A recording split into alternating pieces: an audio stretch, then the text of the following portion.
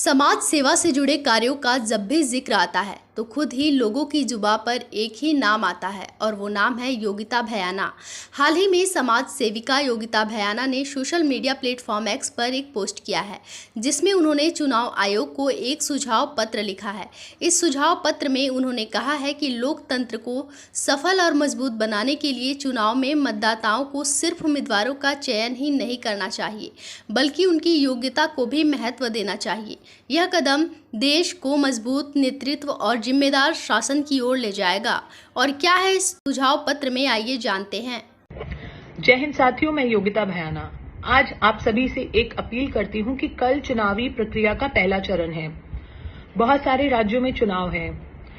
मैं एक अपील कर रही हूं और मैंने चुनाव आयोग को भी लिखा है और उसकी रिसीविंग भी है और मैं आपसे शेयर भी करूंगी कि अगर हम जो भी कैंडिडेट हैं जो अपने आप को नॉमिनेट कर चुके हैं और जिनके लिए हम वोट करने जा रहे हैं, उनकी क्वालिफिकेशन और उनकी वर्किंग बैकग्राउंड का अगर डिस्प्ले होगा बैलेट में तो हमें आसानी होगी ये देखने में कि हमको किसको चुनाव करना है, क्योंकि अब तक हम पार्टी देखकर चुनाव करते रहे हैं। अभी हमें कैंडिडेट देखने की जरूरत है। चुनाव बहुत ही इम्पोर्टेंट एक प्रक्रिया है जिससे हम अगर सही नेता चुनेंगे तो देश का भला होगा। और अगर हमने किसी ऐसे गुंडे मवाली और रेपिस्ट या इस तरह के बैकग्राउंड वाले इंसान को चुना तो सत्यानाश होगा और होता रहा है। तो हम चाहते हैं कि उसकी क्वालिफिकेशन, अगर उस पर कोई केस है, ये सब डिस्प्ले होना चाहिए बैलेट में।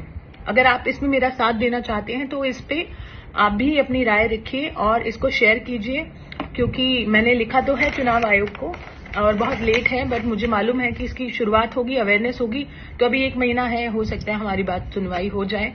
अब अगर इस इलेक्शन में नहीं तो अगर आने वाले और राज्यों के इलेक्शन में बहुत सारी चुनावी प्रक्रिया में अगर छोटे छोटे बदलाव भी हों और अगर हम तक सही कैंडिडेट पहुंचे और हम पार्टी देख के नहीं कैंडिडेट देखकर वोट दें तो मुझे लगता है एक बहुत बड़े बदलाव की शुरुआत होगी। अगर आप मेरे साथ हैं इस मुहिम में तो इसे शेयर कीजिए और बहुत बड़ी एक दिन है डेमोक्रेसी के लिए। इसका फायदा उठाएं, इसका लाभ उठाएं, सही इंसान को चुनें और सही नेता चुनें और इसी से ही हमारे देश का भला होगा। जय हिंद, जय भारत।